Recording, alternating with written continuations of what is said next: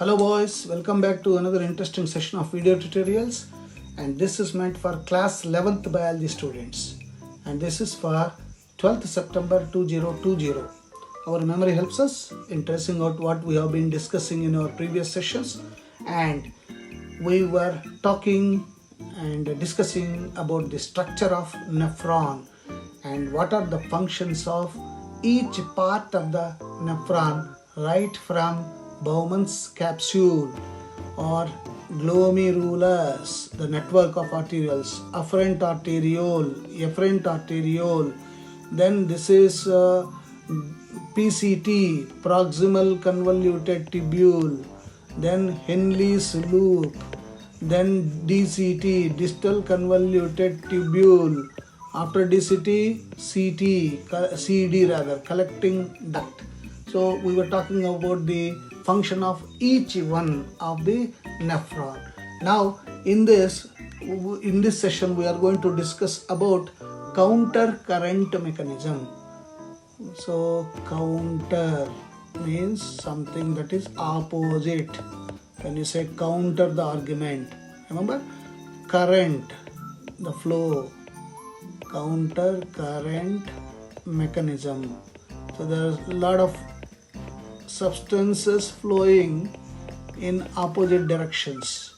One is vasa recta, okay, another is the Henle's loop. So in these two U-shaped structures, there is a lot of movement of minerals, water, etc. And for all this, the fluid that is flowing in opposite directions must maintain the gradient. It should maintain osmolality, and unless there is required osmolality, that is osmoles, the number of osmoles are to be maintained. Until the osmoles are maintained, the urine formation cannot take place and urine cannot go out of our body. Hence, this counter current mechanism plays a significant role in not only production of urine but in reabsorbing all the important minerals such as sodium, potassium, and all important water to get reabsorbed back into the water. And also you must recollect from my yesterday's session, that the liquid has to be periodically moving from hypertonic to hypotonic to isotonic and then again hypertonic. So for this to take place, the concentration gradient is to be maintained. So counter current mechanism, basically it means the fluid flows in opposite direction in the two sides of the loop, down one side and up the other. So you got this Henle's loop, down one side and up one side, and this helps to maintain concentration gradient, as I was telling you, in the medullary. This is the outer medulla and inner medulla, and of course cortex. All this is happening within the kidney, inside the kidney. So the counter current mechanism helps to maintain a concentration gradient in the medullary interstitial fluid, which helps in easy absorption of water. Look at that, easy absorption of water, and from the filtrate present in the collecting duct, so that the concentration of the urine is increased. So finally the urine concentration has to be increased. The proximity between loop of Henle and vas recta, as well as the counter current in them, help in maintaining an increasing osmolarity. Look at that, increasing osmolarity, right from 300 going up to 1200 osmolarity towards the inner medullary interstitial fluids. This gradient is mainly caused by NaCl. Look at that, this is mainly caused by NaCl. And urea, of course you got urea also. NaCl and urea will maintain this. NaCl is transported by ascending limb of Henle's loop. This is ascending, and look at this, NaCl, this ascending loop of Henle, which is exchanged with the descending limb of vasa recta. So descending limb, one that comes down in of vasa recta. NaCl is returned to the medullary interstitial fluid by ascending portion of the vasa recta. Similarly, small amounts of urea enter the thin segment of the ascending limb of loop of Henle, which is transported back to the medullary interstitial fluid by collecting duct. So overall, once the blood brings the urea, ammonia, uric acid, all that gets filtered here. We said ultrafiltration. From that ultrafiltration, next it has to come to PCT. And once it comes to PCT, the osmo regulation and maintenance of concentration gradient starts. And then once it comes to Henle's loop, the Henle's loop is covered by this vasa recta. So double membrane, 2 layers. And these 2 layers will keep on maintaining osmolality. Finally, the urea comes out of the collecting duct, and through the ureter it goes off, and this is influenced by a hormone called ADH, which is secreted by hypothalamus. So hypothalamus plays a crucial role in urine formation as well as urine secretion. Similarly, there is something called juxtamedullary apparatus. This also plays a very crucial role. Here is the juxtamedullary apparatus, and in this you can see here efferent arteriole and afferent arteriole and distal tubule, and then what I am interested is this glomerulus, and of course podocytes already we discussed. They are very important and they have that split pores, and a very important renin, angiotensin, aldosterone system. This plays a very crucial role in regulation of kidney function. So we are going to talk about regulation of kidney function.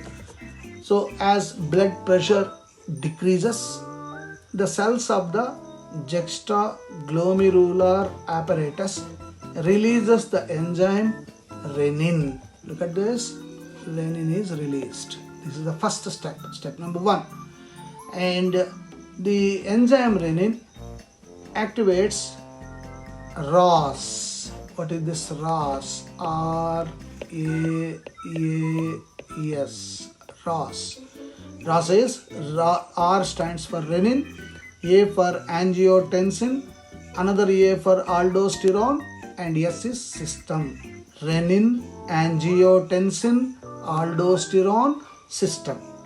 And renin converts angiotensinogen into angiotensin 1. Look at this, angiotensinogen is converted to angiotensin 1.